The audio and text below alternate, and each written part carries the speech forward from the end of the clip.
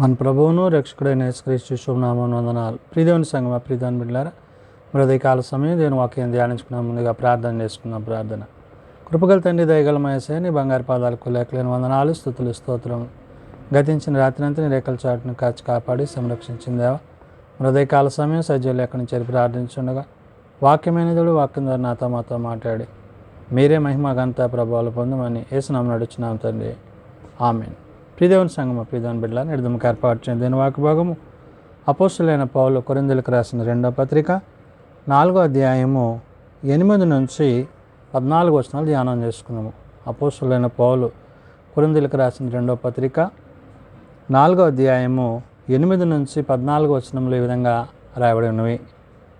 ఎటుపోయినను శ్రమపడుచున్నను, ఇరికింపబడువారము కాము, అపాయములోనున్నను, కేవలము ఉపాయం లేని వారము కాము.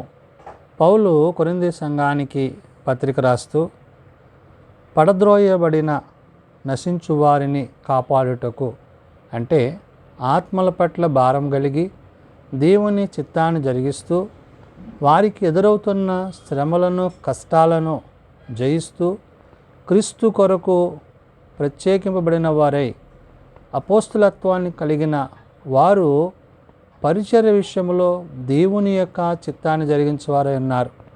కాబట్టి పడద్రోయబడినను నశించువారము కాము అంటున్నాడు. అంటే అనేక సార్లు వారికి హింస, శ్రమ, శోధన కలిగినప్పటికీ క్రీస్తు విషయంలో, క్రీస్తు పరిచర్య విషయంలో ఏమాత్రమును వెనుకడుగేయక ప్రత్యేకింపబడిన వారిగా ప్రభువు కొరకు జీవించిన వారే ఉన్నారు. కాబట్టి ఎటుపోయినను శ్రమపడుచున్నను అంటున్నాడు. ఏ కష్టం వచ్చినా, శ్రమ వచ్చినా ఆ పరిచర్యలో, పనిలో దేవుడు వారిని ఏ విధంగా ముందుకు నడిపిస్తున్నాడో గుర్తు చేయొచ్చు. ఇరికింపబడి వారము కాము అంటున్నాడు. అంటే అంత శ్రమ శోధనలో కూడా దేవుడు మమ్మల్ని తప్పించువాడు. ఎందుకని?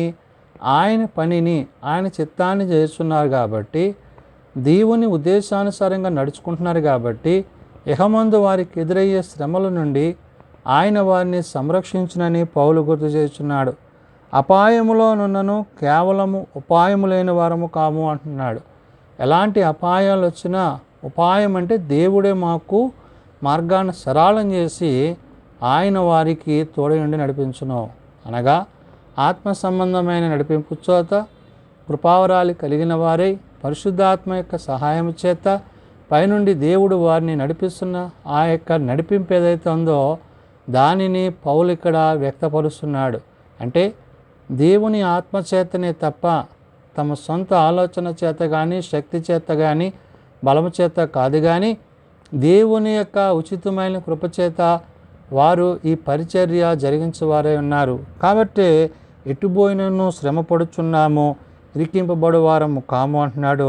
అపాయములో నన్ను కేవలం ఉపాయం లేని వారము కాము అంటున్నాడు. ప్రతి విషయంలో కూడా దేవుడు వారిని కాపాడుతున్న విధానాన్ని పౌలు గుర్తు చేస్తూ తరుమబడుచున్నను, దిక్కులేని వారము కాము, పడద్రోయబడినను నశించు వారము కాము అంటున్నాడు. తరుమబడుచున్నను అనగా ఎవరైతే ప్రభు మాటలను అంగీకరించక వారి మీద దాడి చేయుటకు, వారి మీద వారి పాపము కలపోయిన ఆలోచనలు కలిగి వారు ఏదైతే వారిని ప్రేమతో ఆహ్వానించక వారిని ద్వేషించువారై ఉన్నారో, వారి మీద నిందలు మోపువారై ఉన్నారో, వారిని హింసించువారై ఉన్నారో, అట్టి పరిస్థితులన్నిటి నుండి పౌలు తాను చెప్తున్న మాట తరుమబడుచున్నను, దిక్కు లేని వారము కాము అంటాడు. అంటే దేవుని యొక్క ప్రభు సహాయము చేత, ప్రభు దయచేత వారు తప్పింపబడుతూ దేవుని పరిచర్య జరిగిస్తూ పడద్రోయబడునను నశించవారము కాము అంటున్నాడు. అంటే కష్టము, ఎలాంటి కష్టం వచ్చినా, ఎలాంటి శ్రమ వచ్చినా పడద్రోయబడినను నశించువారము కాము అంటున్నాడు. అంటే ఆ శ్రమను వారు సహించడానికి దేవుడు వారికి శక్తిని అనుగ్రహించును. అంటే ఆ శ్రమలో వారు ఒకవేళ తమ ప్రాణాలు పోగొట్టుకున్నా అది దేవునికి మహిమకరమనే విషయాన్ని వారు గుర్తెరిగారు. కాబట్టి పౌలు ఈ విధంగా చెప్తున్నాడు, పడద్రోయబడినను నశించునను. అంటే దేవుని యొక్క పరిచర్యలో ఆనాడు వారు ఎదుర్కొంటున్న ప్రతి విధమైన శ్రమ, శోధన, వేదనలను బట్టి తాను ఈ విషయాలను కొరింథీ సంఘానికి తెలియచేస్తూ యేసు యొక్క జీవము మా శరీరమందు ప్రత్యక్షపరచబడుటకై యేసు యొక్క మరణానుభవమును మా శరీరమందు ఎల్లప్పుడూ వహించుకొని పోవుచున్నాము అంటాడు. క్రీస్తు యొక్క శ్రమ ఎలాగైతే ప్రభు మన కొరకు శ్రమించి కష్టించి మనల్ని రక్షించడానికి, మన పాపములను విడిపించడానికి మన నిమిత్తము ఆయన గాయాలు పొందాడో, ఆ పొందిన గాయాలను బట్టి, ఆ శక్తిని బట్టి, బలాన్ని బట్టి పౌలు చెప్తున్న మాట, యేసు యొక్క జీవము మా శరీరమందు ప్రత్యక్షపరచబడుటకై అంటున్నాడు.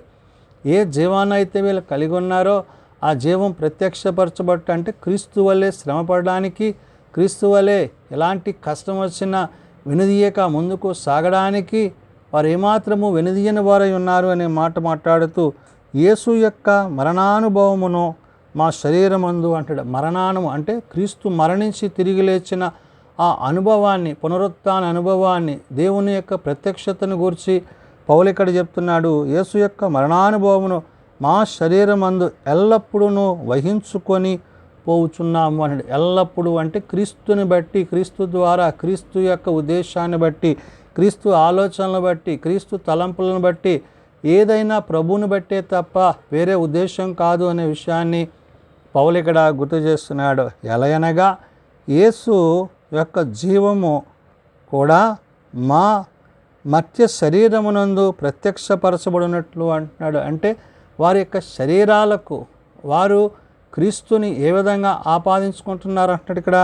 ఎలయనగా యేసు యొక్క జీవము కూడా మా మధ్య శరీరం అంటే జీవము, ఆయన జీవిస్తున్న విధానం ఏదైతే ఉందో, ఆ జీవించిన విధానం ఏదైతే ఉందో వారు శరీరాలలో ఆ విధమైన జీవితాన్ని కలిగి ఉన్నారు. అంటే శరీర సంబంధమైన లోక సంబంధ పాపానికి ఏమాత్రమును చోటియక తమను తామును శిక్షించుకుంటూ క్రీస్తు కొరకు ప్రత్యేకింపబడ్డవారై శరీరాశలకు దూరమై ఆత్మానుసారంగా జీవిస్తున్న విధానాన్ని పౌలు గుర్తు చేశాడు.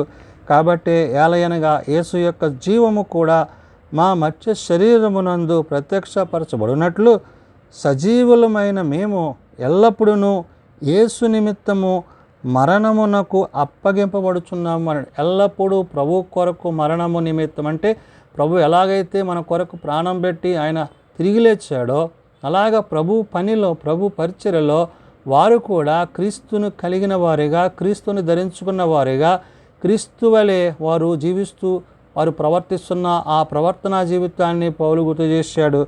అందుకని అంటున్నాడు, సజీవులమైన మేము ఎల్లప్పుడూ యేసు నిమిత్తము మరణమునకు అప్పగింపబడుచున్నాము అన్నాడు. యేసు నిమిత్తం, ప్రభు నిమిత్తమే శ్రమైన, కష్టమైన, మరణమైన, శోధనైన, వేదనైన, అది ఎలాంటిదైనా అది కేవలము క్రీస్తుని బట్టే దాని అందే మేము అతిశయించువారమై ఉన్నాము అంటున్నాడు. కావున మాలో మరణమును మీలో జీవమును కార్యసాధకమగుచున్నది అన్నాడు. మా మరణము మీ జీవానికి కార్యసాధక అంటే మేము క్రీస్తు మన కొరకు ఎలాగైతే ఆయన మరణించి తిరిగి లేచాడో నేడు కొరింథీలో ఉండే సంఘానికి సకల పరిశుద్ధులకు పౌలు చెప్తున్న మాట ఏంటంటే వీరి పరిచర్యలో వీరికి ఎదురవుతున్న కష్టాలు, శ్రమలు ఇవన్నీ కూడా క్రీస్తుని ప్రత్యేకపరచుటలో. అందుకనే కావున మాలో మరణమును మీలో జీవమును కార్యసాధకమైనదంట. వారి మరణం అంట మనకి జీవాన్ని కలిగించేదిగా అందంట. అంటే వారు క్రీస్తు కొరకు ఎంతగా మరణాశక్తిని అంటే దేవుని యొక్క బలాన్ని పొందుకుంటూ ఇహమందు వారికి ఎదురైన పరిస్థితులన్నిటిలో వారు ఏ విధంగా ముందుకు కొనసాగింపబడుతున్నాడో దాన్ని గుర్తు చేస్తూ కృప ఎక్కువ మంది ద్వారా ప్రబలి దేవుని మహిమ నిమిత్తము కృతజ్ఞతాస్తుతులు విస్తరింపజేయులాగున సమస్తమైనవి మీ కొరకై ఉన్నవి కాగా విశ్వసించి తిని గనుక మాటలాడి తిని అంటున్నాడు. ఏదైతే విశ్వసించాడో, దేన్నైతే విశ్వాసంలో తాను కొనసాగిస్తున్నాడో, క్రీస్తు తన కొరకు ప్రాణం పెట్టి తిరిగి లేచునని తాను అంగీకరించి ఒప్పుకుంటున్నాడు. కాబట్టి ఆ రీతిగా మీరును కూడా ప్రభువుని అంగీకరించి మీరు ప్రత్యేకింపబడండి, క్రీస్తు కొరకు ప్రత్యేకమైన విశ్వాసతను కలిగి ఉండండి అనే విషయాన్ని చెప్తున్నాడు. కాబట్టే కృప ఎక్కువ మంది ద్వారా ప్రబలి దేవుని మహిమ నిమిత్తము అంటున్నాడు. అంటే అనేకుల ద్వారా నేడు వాక్యము విత్తబడుతూ, అందింపబడుతూ, కృపచేత నింపబడుతున్న, విస్తరింపబడుతున్న ఈ కృపను బట్టి మాట్లాడుతున్నాడు. కృతజ్ఞతాస్తుతులు విస్తరింపజేయులాగున ఏదైతే దేవుడు ఆ కృపయందు మనల్ని ఉంచాడో దాని యందు కృతజ్ఞతాస్తుతులు చెల్లించు దేవునికి కృతజ్ఞులమై, అంటే క్రీస్తు కొరకు ప్రత్యేకింపబడిన వారమై మనం జీవించాలి అంటున్నాడు. సమస్తమైనవి మీ కొరకై ఉన్నవి కాగా విశ్వసించి తిని గనుక మాటలాడి తిని అంటున్నాడు. ఏదైతే మన కొరకు దేవుడు చేశాడో, దేవుడు చేసిన దాన్ని బట్టి, దేవుడు అనుగ్రహించిన దాన్ని బట్టి దాని విషయంలో నేను మాట్లాడుతున్నాను. మరి ఏ ఇతరమైన విషయాలు నేను మాట్లాడట్లేదు. అంటే కేవలము ప్రభువుని బట్టి, పరిశుద్ధాత్మను బట్టి, దేవుని వాక్యాన్ని బట్టే తప్ప మరి దేన్ని బట్టి నేను అతిశయించువాడను కాదు. నా కొరకు మరణించి తిరిగి లేచిన క్రీస్తుని బట్టి నేను అతిశయించువాడను. ఆయన కొరకు నా ప్రాణాన్ని అప్పగించడానికి నేను సిద్ధపడి ఉన్నాను అంటున్నాడు. అందుకనే పడద్రోయబడినను నశించు వారము కాము, దేవుని కొరకు జీవించు వారమై ఉన్నాము.